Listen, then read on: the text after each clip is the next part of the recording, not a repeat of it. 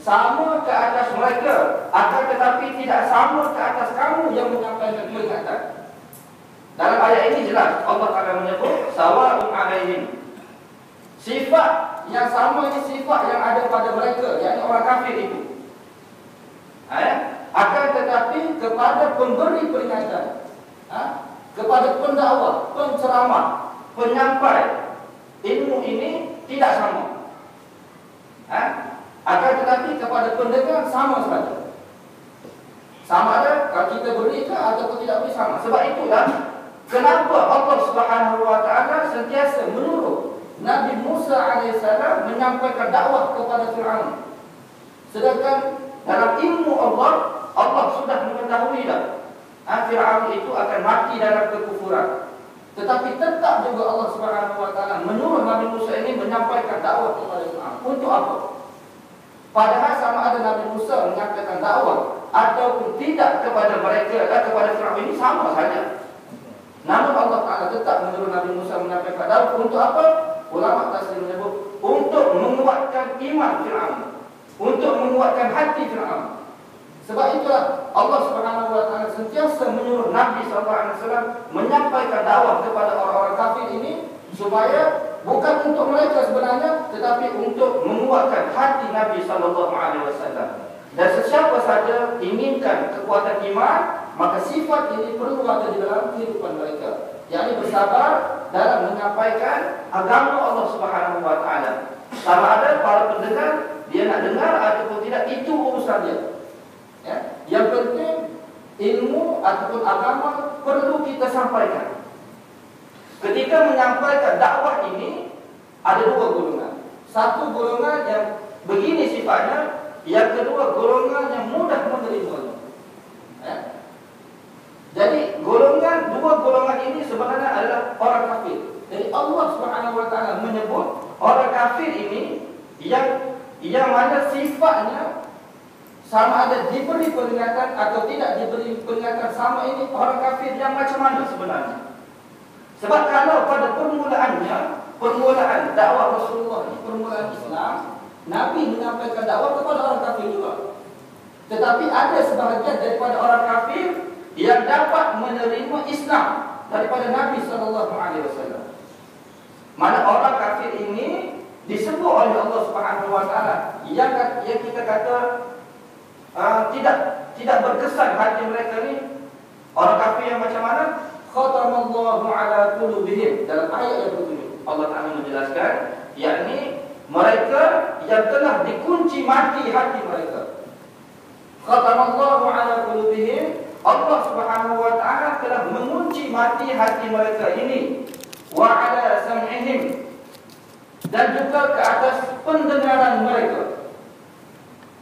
Wa ala absarihim ghishawa, wa ala sam'ihim wa ala absarihim ghishawa, dan di atas pendengaran mereka, penglihatan mereka ada tutupan, sehingga apa saja yang disampaikan kepada mereka ini tidak sampai kepada hati mereka. Masing-masing ada hati, semua ada hati. Orang kafir yang asalnya dakwah disampaikan kepada mereka ini hatinya sama.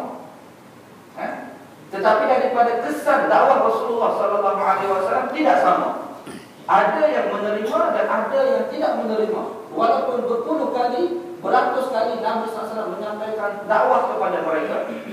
Jadi kepada orang kafir yang telah ditutup, dikunci mati hatinya ini, begini tidak akan dapat hidayah. Jadi ulama tafsir telah menyebut terdapat 4 peringkat. 4 peringkat yang boleh sampai kepada seseorang ini khatmul qalbi, kunci mati. Jadi ini cukup penting. Jadi apabila seseorang ini sampai kepada peringkat keempat, iaitu peringkat yang paling akhir kesesatan seseorang, iaitu hati ia dikunci. Jadi sifat khatmul qalbi ini, sifat dikunci mati ini sebenarnya bukan khusus untuk orang kafir, tetapi untuk orang Islam juga. Apabila dia melalui keempat-empat peringkat ini. Jadi orang kafir yang asalnya apabila dia tidak melalui keempat-empat peringkat ini, mereka boleh menerima hidayah daripada Allah. selagi tidak melepasi 4 peringkat ini. Jadi mana-mana orang kafir ataupun orang Islam, setelah dia melalui 4 peringkat ini, maka hati dia akan terkunci. Jadi ulama tafsir menyebut apabila seseorang itu sampai kepada hatinya dikunci, maka sampai bila-bila dia tidak akan dapat hidayah daripada Allah. Dari peringkat pertama iaitu ragu-ragu. Ragu-ragu tentang ajaran Allah Subhanahu wa taala yang dibawa oleh Nabi sallallahu alaihi wasallam. Ini peringkat yang pertama. Mana berada dalam keraguan, dan syaitan selalu menyesatkan manusia pada peringkat yang pertama iaitu ragu-ragu terhadap sesuatu perkara. Alladhi yuwaswisu fi sudurin nas. Mereka akan mewas-waskan. Syaitan ini akan mewas-waskan hati manusia. Jadi apabila seseorang itu ragu-ragu terhadap sesuatu perkara, maka sebahagian daripada iman itu telah hilang daripadanya. Sebab iman putus dalam kepercayaan. Ini maksud iman. Percaya dengan qat'i, percaya dengan putus tanpa ragu-ragu. Orang yang ragu-ragu tidak dinamakan iman. Beriman ini beriman dengan yakin. Apabila kita kata Allah itu ada, dengan putus mengatakan Allah itu ada tanpa ragu-ragu lagi. Jadi syaitan peringkat pertama dia akan memasukkan racun ragu-ragu dalam hati manusia sehingga kita kata Allah itu ada atau tidak ada. Habis. Ini peringkat yang pertama. Jadi seseorang yang berada peringkat yang pertama ini, kalau dia tidak ubah, tidak halang peringkat ini, dia akan sampai pada peringkat yang kedua, iaitu dhalalah, kesesatan. Daripada ragu-ragu, dan dia bermain dengan ragu-ragu tersebut, dia akan melalui jalan kesesatan. Dhalalah. Dhalalah ni jalan kesesatan. Daripada jalan kesesatan ini masih ada lagi petunjuk-petunjuk daripada Allah Subhanahu wa taala, hidayah-hidayah daripada Al-Quran dan juga hadis, untuk membawa dia kepada keluar daripada jalan kesesatan. Akan tetapi sekiranya dia tidak mendengar seruan ke arah petunjuk tersebut dan dia mengekali berada dalam jalan kesesatan, dia akan pergi kepada peringkat yang ketiga, iaitu jidal. Jidal ini iaitu menentang hujah Allah, menentang hujah, menentang sesuatu dalil yang dikemukakan oleh Allah dan juga Nabi.